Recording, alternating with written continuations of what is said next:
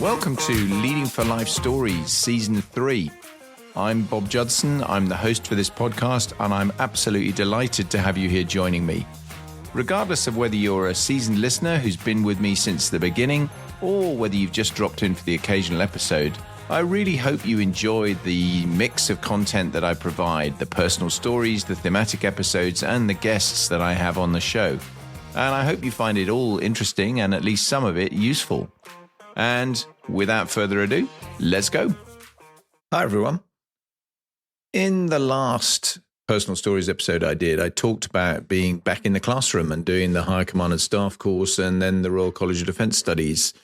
And that was a really great respite, chance to recover, relax, recharge batteries, spoiled a lot by the fact that my mother was ill throughout the time and ultimately sadly passed away in the November of 2007 when I was still on the Royal College of Defence Studies. But nonetheless, it was an opportunity for me to be very grateful for the fact that I was able to be there to support her. And I talked about that on that episode. And my goodness, when I look backwards now, that was very, very fortunate because I'd been promoted in the summer of that year. I'd mentioned that previously, and I was now an Air Commodore, a one-star officer. And obviously, I was going to go to a posting on the back of RCDS. And it transpired that my posting was going to be out on operations again as the Commander of Kandahar Airfield in Afghanistan. Now, I'd finished RAF Coningsby in the end of 2006, and I'd kind of thought, well, okay, I'm pretty much done with the operational thing, and that most of my jobs are probably going to be headquarters bound and flying a desk, as the expression goes, and that sort of thing, and how wrong I was, because Kandahar was one of those opportunities that popped up from pretty much nowhere that turned out to be the most amazing command opportunity with incredible experiences, which fundamentally shaped a lot of the things that I feel I now have taken forward in leadership style terms that I talk about regularly when I do talks to people and facilitate groups of people in a training environment, because there was just so much that came from the tour. So a bit like when I did Coningsby and talked about my time as commanding officer at Coningsby, I'm going to talk about this whole journey through Kandahar in a number of episodes. The tour in itself was only 9 months long. I was there from January 2008 to September 2008. But there's just a ton of stuff that happened in that time. It was like several years of my life compressed into that 9-month period, really. Huge amounts of things that I think are worth the discussion. This initial episode, I'm very much just going to describe the context a little bit. I'm going to talk some of the setup of getting out there, and it really kind of set the conditions, I suppose, for a series of further episodes, which will describe in some detail the day-to-day life there and what it was actually like to be on the ground in Afghanistan, because for the vast majority of people, of course, they've never been there, and people talk about it a lot. People have a lot of views about our time in Afghanistan and what we should or shouldn't have been doing and so on and so forth. But unless you're actually there, it's quite difficult to really quantify some of that. So I'll hopefully shed a little bit of light on that. And also just talk about some of the specific aspects of the role and experiences I had while I was there. Kind of good, bad, and ugly to some extent as well. This tour came, as I say, hard on the heels of the Royal College of Defence Studies, hard on the heels of losing my mother. She'd actually only died in the November, and now here I am in January, and I'm flying off on operations. And that was really, really tough for my wife in particular, because the dust had really not even settled on losing my mum and everything that had gone with that.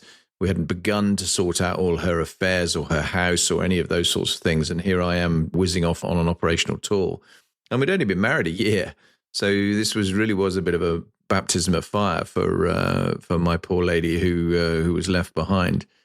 But at the same time, I was couching that with some excitement, because I was going to what was undoubtedly a very big job, biggest job I'd ever had in many ways, and certainly in command span of control terms, it was very much the biggest job I'd ever had.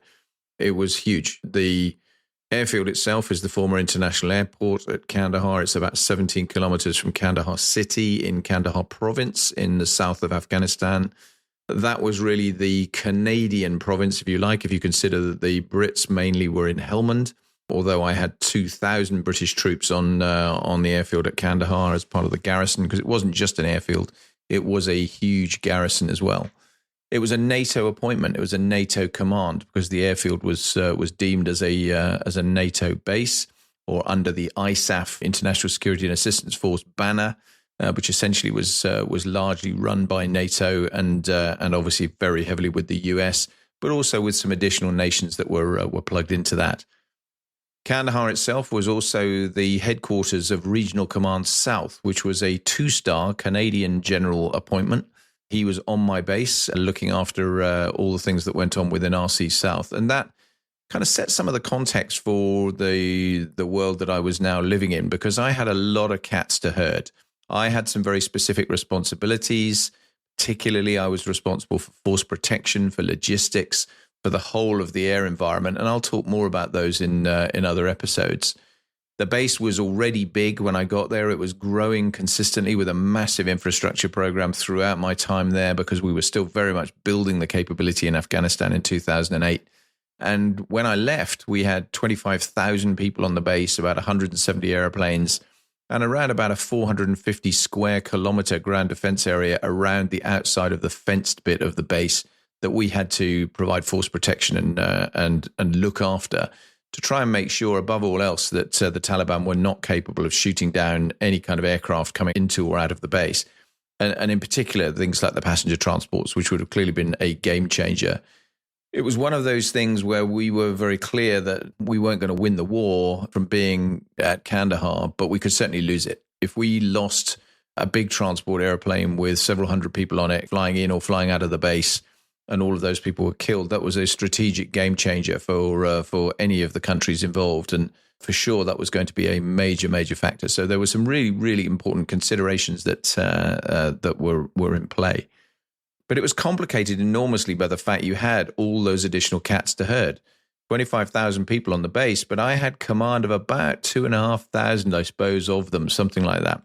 And therefore, there were an awful lot that I didn't have command of. I had 10% of the actual force. All the others worked for different people doing different things with different priorities. They were different fiefdoms, if you like, having to happily coexist in some form of symbiotic relationship, really, alongside what we did on the airfield.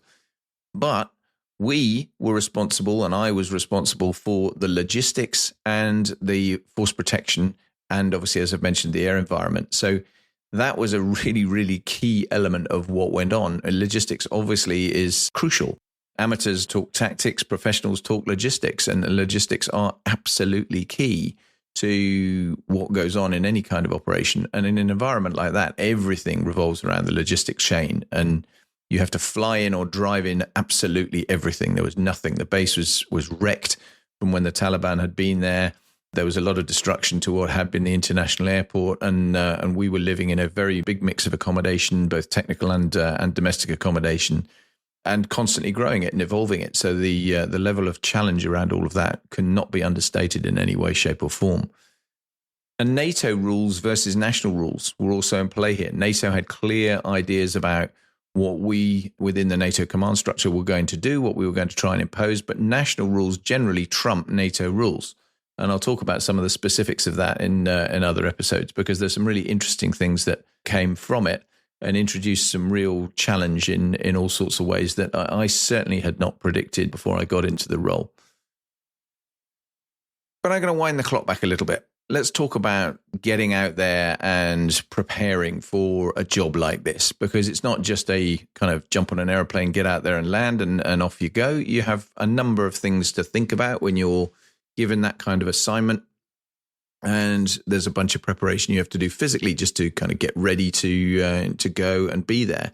You're going to be away for a number of months. You've got to set up, obviously, things at home as well to make sure that as best you can, your family can happily exist without you there, and you don't want to leave anything behind that you haven't thought about. And some of that is statement of the obvious stuff. You're going to an operational theatre. It's dangerous. It's about making sure you've got your personal life sorted. Your will is in place. Your domestics are all sorted so that if the worst should happen, that actually things are going to go as smoothly as they can for your family. Mentally preparing yourself and preparing your family for that kind of deployment is also really, really important. I was very clear with my wife that right from the off that, look, you need to understand that, yeah, this is a job that carries a significant amount of risk associated with it. But if you've heard nothing, if no one has walked down the drive in uniform to come and tell you that I've been killed, then I haven't been. And therefore take comfort and confidence from knowing that fact and being aware of that no matter what happens. Because again, I'll talk about the communications and the way we managed kind of drama on a different episode. But that kind of preparation was really quite important. There was some physical prep to get right as well. I had to refresh all of our, what we used to call our common core skills training, our first aid, our field drills, if you like, for the fact that I was on the ground in an environment where I was actually going to be, and I knew I was going out on patrol quite regularly with the Royal Air Force Regiment. I had a key role to be involved in key leader engagement out off the base with some of the local villages and the local tribes and the elders from those tribes to be able to turn around and discharge my job. So in order to do that, I had to make sure I was an asset, not a liability. And that meant things like refreshing all of my weapon skills. Ordinarily, as a fast jet pilot, you would fly with a pistol, and that would be your weapon. So every time we'd go and do our common core skills training, we would train on originally the 9mm Browning pistol, then it became a Walther PPK, and that's what we would use. That was going to be no use whatsoever in the Afghanistan kind of environment. So I was very keen that I needed to get myself up to speed with the rifle, with the SA-80, which I'd never used. So I had to go and do all the requisite training for that, both in terms of weapon handling, but also then actually shooting it to ensure that I knew what was going on. Now, I'm not suggesting I was going out as a frontline soldier here by any means, but I needed to make sure that, again, I was going to be not a liability if I was out on patrol with a bunch of RAF regiment, and I was able to defend myself and, if necessary, defend them, and also to go through the first aid and so on, to be actually really capable of helping in the event that something went badly wrong. You know, I had enough about me in terms of self-aid to be able to look after myself, but also to be able to look after others in extremis. We actually had, in those kind of environments, combat medics who would go out on the patrol all the time within the patrol.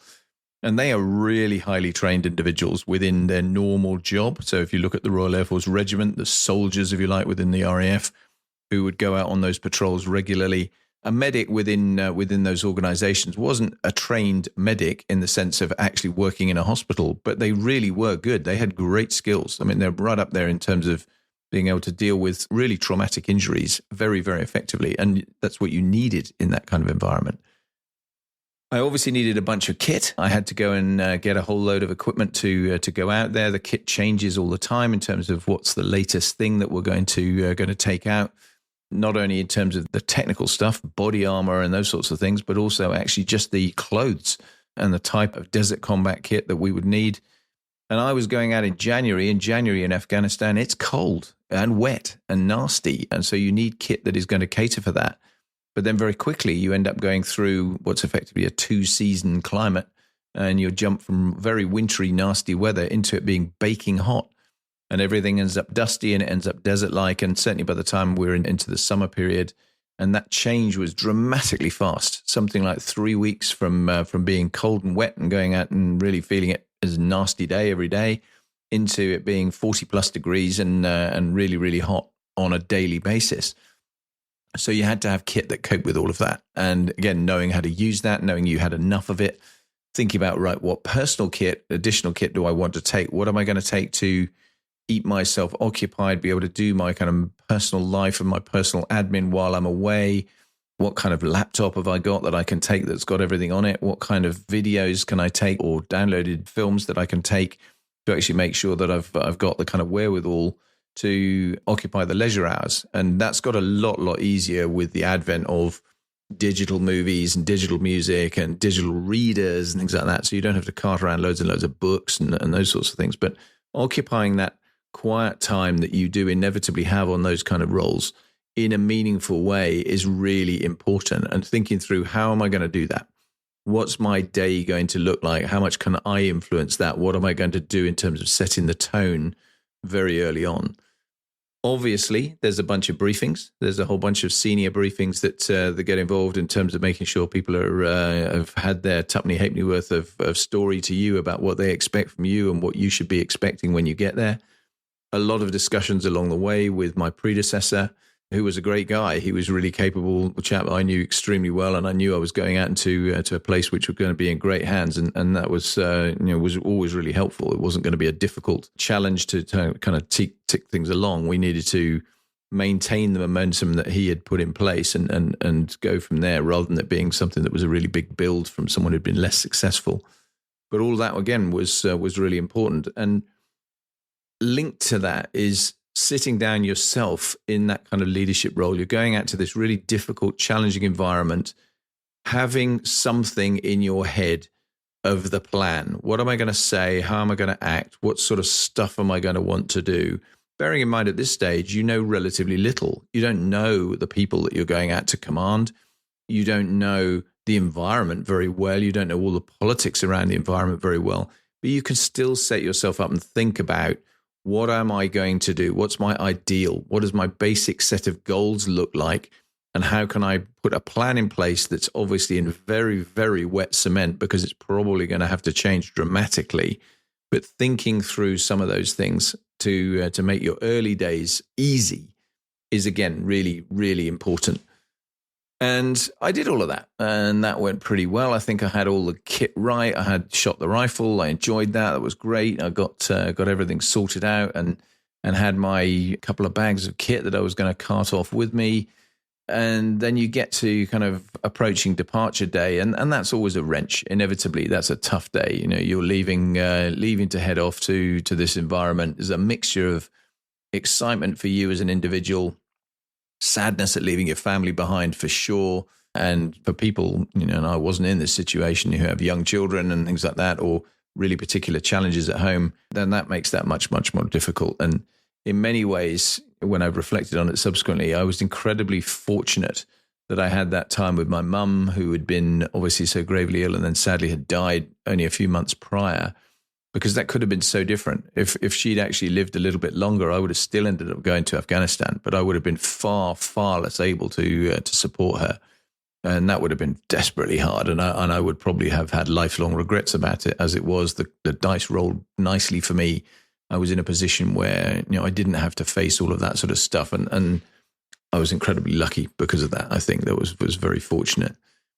But then you get on the transport and you go and you kiss the wife goodbye and you head out the door. And I think one of the things that we often talk about from a military standpoint is that we go out and do these kind of operations, whether whichever half of the relationship it is, because there's as many women going and doing this as there are men these days. And if you're in any kind of family relationship with anyone, then if the other half of that relationship is left behind, actually it's almost tougher for them, because they have to face all of the day-to-day. They have to face the uncertainty of not knowing what you're doing day-to-day.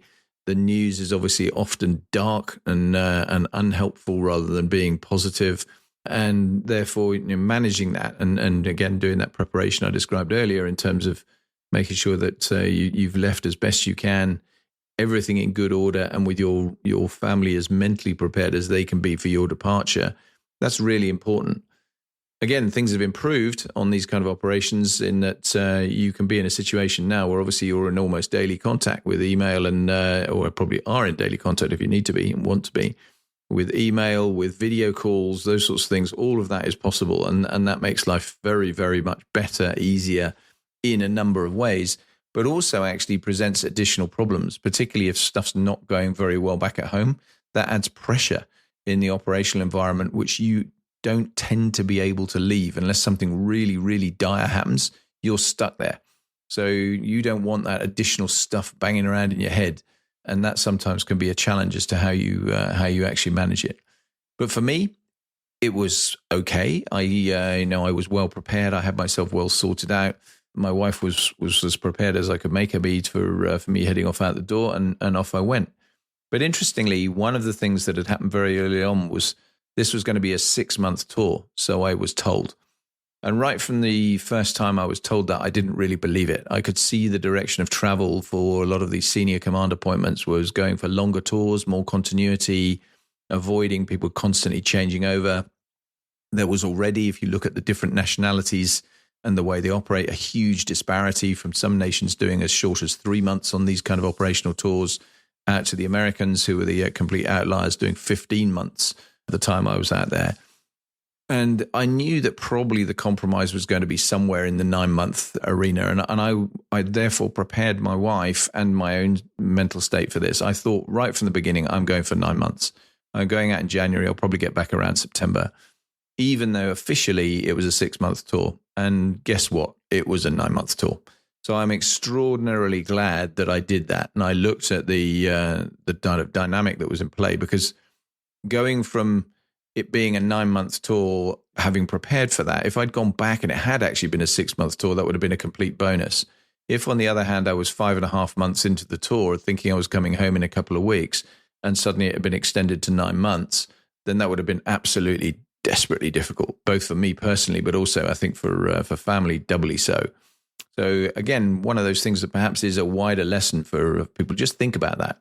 Manage the conditions here as best you can. Don't be overly fixed on timelines for when you're returning from some of these roles. Make sure you are preparing for things to be more difficult, longer, more challenging.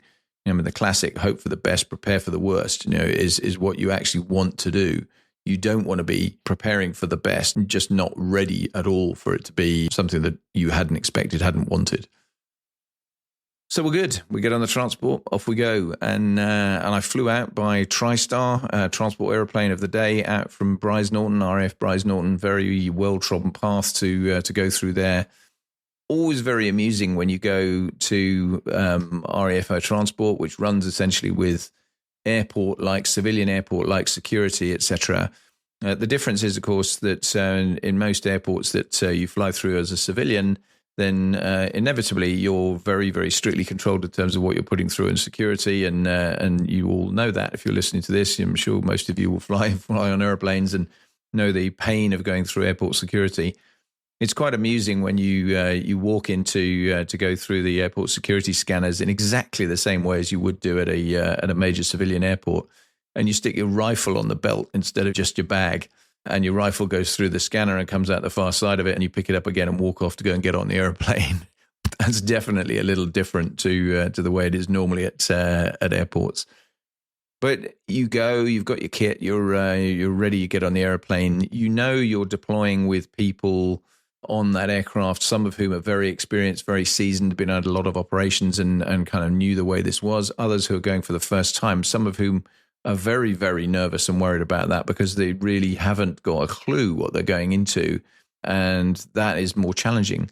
And so, again, you're just in the conversations you're having around the departure lounge, etc. You're trying to be positive and make sure that you're being as upbeat as you possibly can be to people who are feeling a little nervous. I mean, there's a difference between being a bit nervous about getting on an airplane full stop and flying versus actually then at the other end of it, you're getting off and you're in the middle of a war zone, which is obviously quite a dynamic environment. And what happened at the far end was also very variable. We had people going out on that trip who would be staying at the airfield.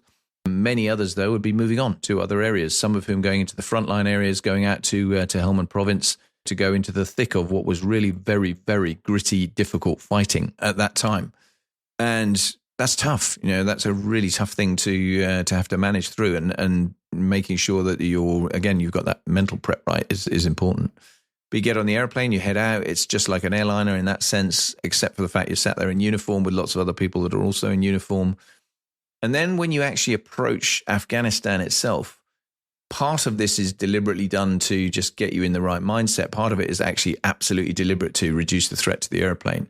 Clearly, I've mentioned already, losing a strategic transport aircraft would have been a catastrophic problem for any nation. And the UK, I think we were acutely conscious of that. Losing people at any stage is bad enough in ones and twos, but if you're losing them in by the 100, then that suddenly becomes a really, really big problem.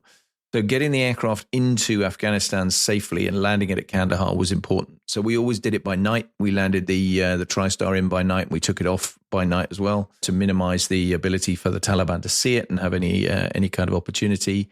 We would put a lot of effort on the ground to securing the in and out lanes for the active runway. And that would be regardless of whether it was a British airplane or any other form of transport airplane. We'd obviously look very hard at trying to minimise that risk for all nations and cargo as well as passenger. But on the UK side, what we would do is as you went into Afghanistan, then the aircraft went lights out, which is obviously very unusual. You would never normally do that. Most airliners lit up like Christmas trees.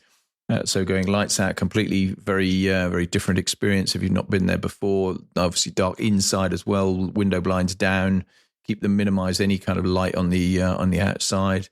And you'd also go body armor on and helmet on before you started descending, which was psychologically quite a big preparatory step for everyone to realize, you're about to land in a difficult space here. You're going into a place which regularly gets rocketed, where there's quite a significant risk on and off the base all of the time. And therefore, just getting your mental preparation right was important. And this was a step towards doing that. You actually sit there, body armor on, helmet on. That does focus your mind. You're then descending in to land, knowing, okay, this is serious now. You definitely feel that as you get there. When you land, it was essentially pretty much standard to any arrival like that. You get off the airplane. In my case, get met by my predecessor, and we had a chat. Obviously, you got the bags back, and then we're off to go and find the accommodation and have a sort of initial arrival chat and those sorts of things. But again, being prepared right from the off that you could have a rocket attack at any stage during the time that the airplane's on the ground. Quite regularly, that would happen. The Taliban were not stupid; they would look to maximize the kind of threat factor to us. I have a picture hanging on my wall that shows all the rocket attacks that took place in the time I was in command of the airfield, and there are quite a lot of spots on that map where they mainly were firing 107mm rockets from prior emplacements on timers, often outside the base to launch them in. Nearly always, they didn't actually hit anything that hurt. Just occasionally, sadly, they did hit things that hurt. And you had to be very aware that at any point they could hit stuff that was going to hurt. And therefore, the right response drills, the right kind of immediate actions for everyone involved was a critical aspect of all of this. But it didn't happen. We were fine on that first day. Off we went. Find the accommodation. I was in a temporary accommodation initially while we did the handover, and then obviously as soon as my predecessor departed, I was into the normal accommodation that we had, which by comparison to some of the other places I've been in the past, not least when I was out in the desert in Saudi Arabia about 8 years previously, this was luxurious. We were in porter cabin type accommodation with, for my case, because I was the commander, I had a room to myself, which was a pretty decent sized room with a bed and a desk and a cupboard and those sorts of things. And so it was perfectly functional. All of my other staff were at least two to a room. Most of them were four to a room of a similar size, so with significantly less space and less sort of luxury to stretch out into. But the block contained showers and bathrooms and so on. So we were in a good place from that point of view. That you had quite nice facilities that you knew you were going to be in reasonably good order. Certainly, by contrast to many of my army colleagues who headed off to Helmand Province and were out in patrol bases in totally different, very austere conditions, where coming back to Kandahar Airport would be an absolute luxury to be in the accommodation we had and with the food that we could have and all those sorts of things. So I was always very aware that there were plenty of other people who had a great deal less good fortune than we did. I'll talk in more detail on another podcast about the base itself, the facilities we had and the way the thing was set up, because I think that's worth a separate discussion. And I hope this has been a kind of useful intro just to set some of that context around getting ready for a tour like this, thinking about what it's actually going to be like and getting yourself physically prepared to go. I'm sure there'll be people who listen to this will come up with a whole raft of different points that they could have added in here, but I wanted to just give you some kind of a flavor for what that kind of thing feels like and some of the kind of mental and actual physical preparation that you need to do to get ready. Much more to follow on Kandahar Airfield, but for now, thanks very much for listening. I really hope that was interesting for you, and more to come very soon. Bye for now.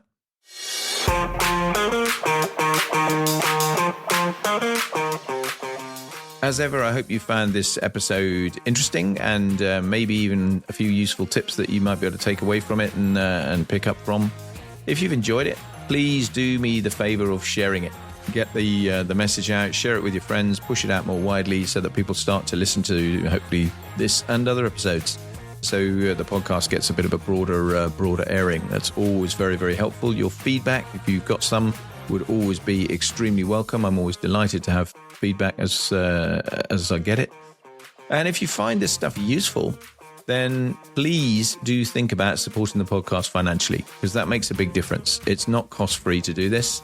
I would be enormously grateful if you are so minded, if you went to either the support the show link that you'll find in your podcast platform, or alternatively go direct to www.patreon.com/leading4life, and you'll find my show link there. You'll be able to join as a supporter, a champion, or a patron of the show. And as I've said before, it's less than the price of a cup of coffee on the most basic level per month to actually get the content that I provide for this. And I hope you'll consider that's potentially worth it.